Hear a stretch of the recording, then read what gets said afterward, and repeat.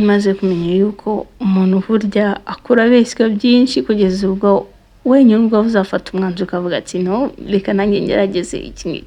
So uyu munsi ngiye kwereka uburyo wakoramo beef tallow.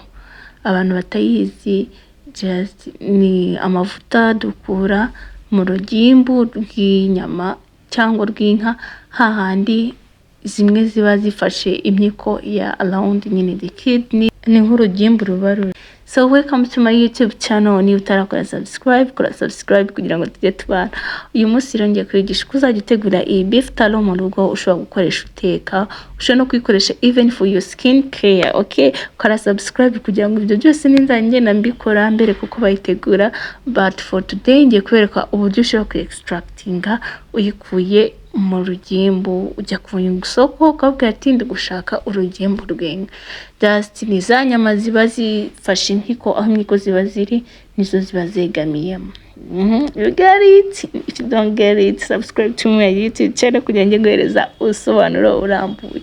So nakuze rero aya mavuta nyumva, and then ariko twege muri quartier abantu bavuga ati ni amavuta y'abakene cyangwa abantu badafite ubushobozi nibo bajyaga ku rupango bakagenda bakabahereza, ariko abenshi bakoreshaga ay'ingurube. Kwa kuko ingurube iba ifite amavuta menshi, and then bakayakoresha bateka ifiriti cyangwa iki ya ibintu nk'ibyo tukumva ko ari ibintu biciriritse. But kuko ngenda nkura naje kugenda nkora ama research sanga ni nayo mavuta meza dukeneye, because even for our skin harimo collagen, kandi collagen mwese murabizi ibyikora.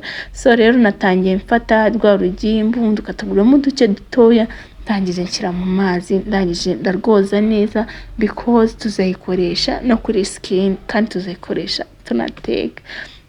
Nayogeje nyine bihagije uko nshoboye, kandi nyine ya amavuta nta kibazo, ahubwo nyine imyumvire cyangwa ibyo dukora abantu baradushyizemo sinzi nyine.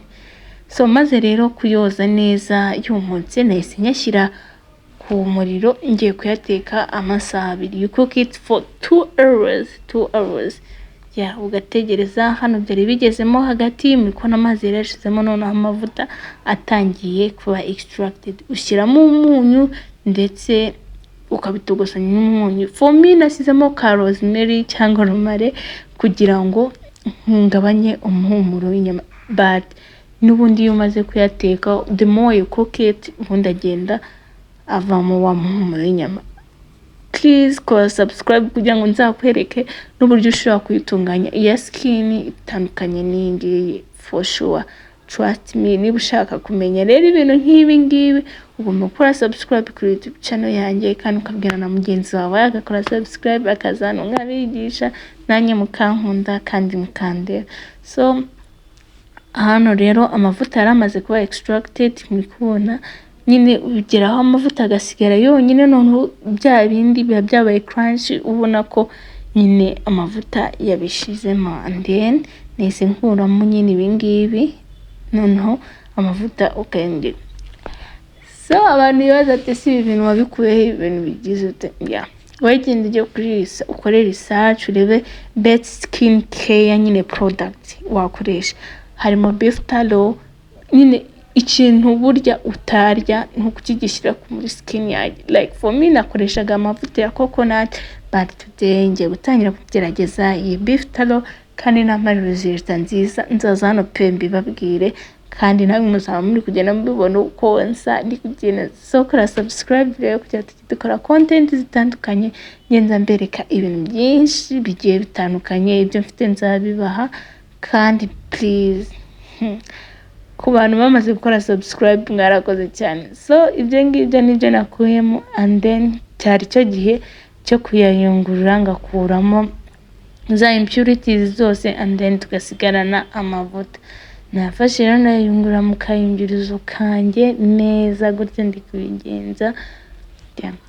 So nababwiraga rero ukuntu nakuze tuvuga ngo amavuta n'ay'abakene, ngo ugasanga n'umwana wabo bayateka muramuseka. But ubu ninjye wakuze, noneho mfite shaka kuba nabona ubwo bushobozi yego bwo kugura yacu, nkagura yani mavuta. But for me ubu ngubu ndi gukoresha yanga ya for my health benefits, ya nayanga nikoresha. So niyo mpamvu rero baterekanya basharing and then so itufata container yawe rero ukayasukamo ukayategereza ko ahora for like 10 hours.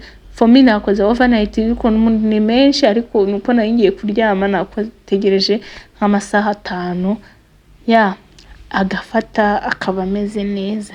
Murabona rero hano yaramenetse ndavuga ati reka mbeke uko no kwayitafata gutya ari gufatana umuntu nikora itafata so amavuta yo muzagerageze uyakoreshe ku biryo uri guteka nka kuri uteka ubuto ufataho gake ya portion nkeya ugashyiramo ugateka. Ni amavuta meza afite health benefits nyinshi. Izi ni fats zazavuye mu nyama, ntago ari kuvuga ngo ni izira vegetable oil turya tutaba tuza kenshi nibyo bongeramo, kuko ntiwambwira kuntu umuntu ikiro cy'ubunyobwa akora amavuta ngana kuriya. Hari ibindi bintu basizemo preservative n'ibindi, but for us beef tallow ni gutya ibimeze. Kandi kuri skin abantu bashaka kureba ko nzabereka uko bayitegura for the skin care nyine product kuntu bayikoresha kuri skin. Mujye muri comment mushyiremo udutima tw'umutuku and then mumbwire n'ikindi kintu mushaka nzabereka. So iyo rero yamaze guhora ni gutya bimeze. Nese ngenda nkuraho kwa tundi twari harimo impurities zindi, so uzikora. See the beef tallow muri kwibona ko nimeze neza, irasa neza kandi irasa neza kandi no kwirya no kubiryo iraryoha. So subscribe to my YouTube channel and then ngenda mbigisha utuntu twinshi ngiyenzi utwo mfite nzatubahereza, kandi nibyo mfite ndafite ibyo ntazi nzabyiga ku bwanyu. So nkomeza gushimira rero abantu bamaze kutujoininga, kandi nawe utaratujoininga I beg please join us. So ni gutya rero ngiye kwistoringa. I keep it for like 2 to 3 years and then I'll be using it at home. Thank you for watching. Bye.